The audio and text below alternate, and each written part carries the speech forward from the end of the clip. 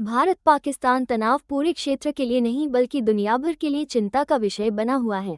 दोनों परमाणु संपन्न देशों के बीच जारी तनाव।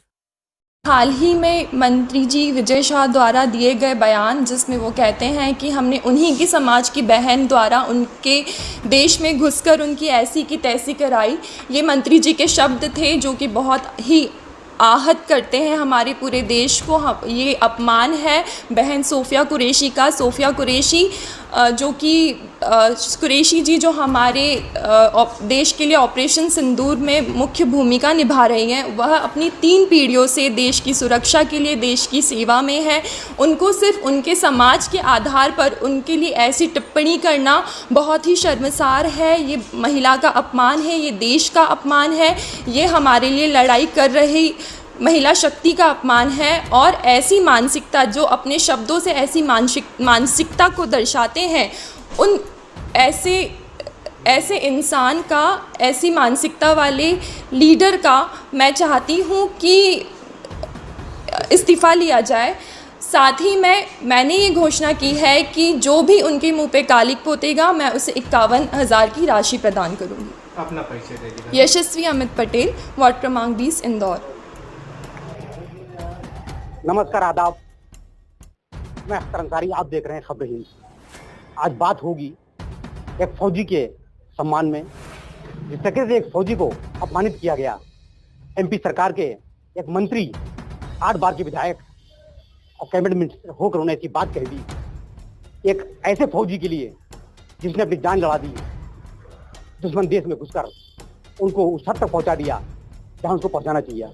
लेकिन भाजपा के ऐसे मंत्रियों ने जो बात कही, वो कहीं ना कहीं फौज का मनोबल तोड़ते हैं। इसी पर हम बातचीत करेंगे।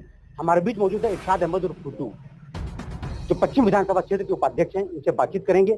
जो टिप्पणी उन्होंने की थी विजय शाह ने, उस पर इनका क्या सोचना है और क्या चाहते हैं, इनके मन में क्या है, उसके खिलाफ क्या कार्रवाई होनी चाहिए या नहीं।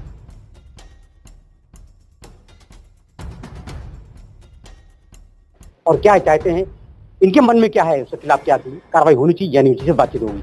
जिस तरीके से विजय शाह ने एक बात कही कि हमने आतंकवादियों की बहन से ही पिटवा दिया, तो किस तरीके की मानसिकता लोगों में है, ये कहाँ से आती है मानसिकता, इसको आप क्या कहेंगे इस बात को?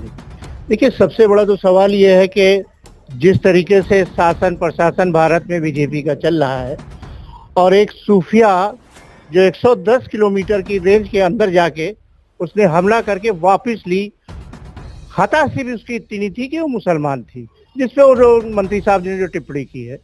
लेकिन मेरा अपना पर्सनल सोचना ये है कि उस लेडीज से पूछो, जब 110 किलोमीटर के अंदर वो मार करने जा रही थी, कि उसके ऊपर क्या बीत रही होगी।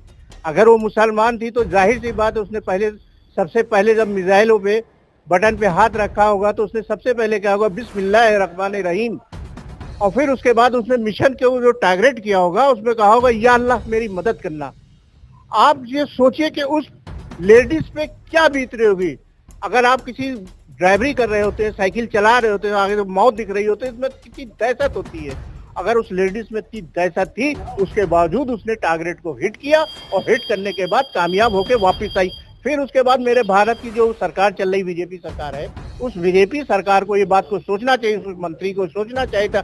वो जाहिल मंत्री था, वो बेकार, वो रावण की औलाद था, वो हिंदू नहीं था, वो रावण की औलाद था, जिसने इतनी जबरदस्त हमला करके अपने वापस आने का काम किया। हम उससे बहुत खुश हैं, और भारत की हर जनता उस लेडीज से खुश है जो सूफिया कुरैशी ने किया है। और राफेल उड़ाने का काम भारत की ये पहली लेडी थी जितने इतनी बड़ी युद्ध की तैयारी करके उसने पाकिस्तान के दिल में जाके हमला करके और वापस लौटी है। और हम इस मंत्री को ये तो कहना चाहेंगे कि रावण की औलादे हैं, और ये हिंदू तो हो ही नहीं सकते हैं, ना कोई ये सनातन के धर्म से बिलोंग करते। जो अपनी कंट्री का ना हुआ, जो अपनी कंट्री को मदद कर रहा था, उस मदद में उसने बाधा डालने का काम किया है, उसको डिस्पोटेड करने का काम किया है, सेना को डिस्पोटेड करने का काम किया है।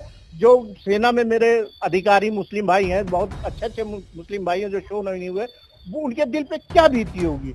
ऐसे मंत्री में सोच कहाँ से आती है, इसकी मानसिकता कहाँ से आती है कि सेना है तो उसमें हिंदू मुसलमान, कोई और काम होता है उसमें हिंदू मुसलमान की टिप्पणी खत्म क्यों नहीं होती? कब खत्म हुई, कब अपना देश इस चीज को लेकर विकास आगे आज हमारा देश आजाद कहने को तो है, लेकिन जब 1857 की लड़ाई भारत में चल रही थी, जिसके लिए डिवाइड हो रहा था, तो ये दलाल लोग, ये मुगल लोग, तो ये आरएसएस के लोग तो थे, कोई अदर नहीं था, न कोई पाकिस्तानी था उस जमाने में। एक लोग सब जने, एक भाईचारा था, एक गुलदस्ता था मेरा।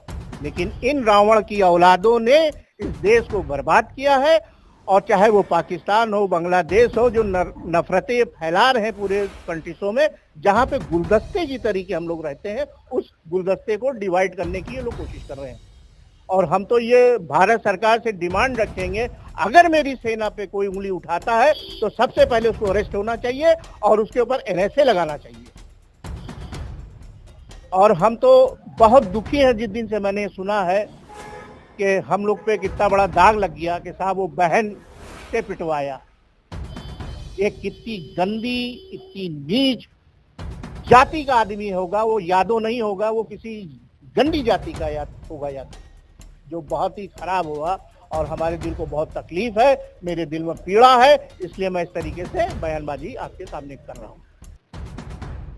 ये बीजेपी का दबदबा, सरकार है, ताकत है, हम जो चाहेंगे बोलेंगे, चाहे फौज का हो, चाहे कोई नेता हो या कोई मंत्री हो, या किसी मुल्क की बात हो, या किसी मंदिर की बात हो, मस्जिद की बात है, तो ताकत का उनको रुतबा बोल रहा है कि ताकत बोल रही है कि हम जो चाहेंगे बोलेंगे। लेकिन कहा जाता है वक्त एक जैसा नहीं होता।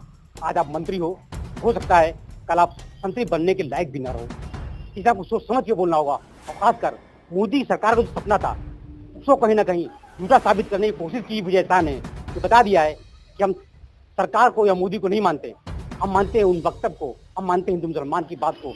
उसी को बात करके बात कही, लेकिन कहीं ना कहीं मोदी को उन्होंने झूठा साबित करने की कोशिश की, उनकी छवि को धूमिल किया, भारतीय प्रधानमंत्री की छवि साबित करने की कोशिश की। ये कहीं ना कहीं सरकार के लिए बहुत ही मुसीबत साबित होगी और प्रधानमंत्री मोदी को भी इसका खामियाजा भुगतना पड़ेगा। आने वाला वक्त बताएगा कि आज क्या होता है। आने वाले वक्त में देखते रहिए खबरें, अख्तर अंसारी, खबरें, लखनऊ।